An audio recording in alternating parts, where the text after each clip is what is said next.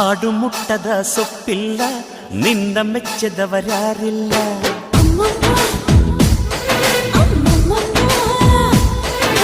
ಜೇನಿಗಿಂತ ಸಿಹಿ ಬೇರಿಲ್ಲ, ನಿನ್ನ ಮುದ್ದಿಗಿಂತ ಸಿಹಿ ಬೇಕಿಲ್ಲ.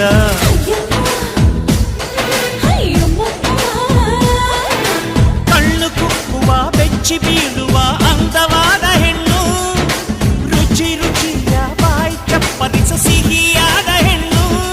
ಅಯ್ಯೋ ತಿಂದು ಬೇಗಿದರು ಆಸೆ ತೀರದ ಪಂಚಾಮೃತ ಇವಳು.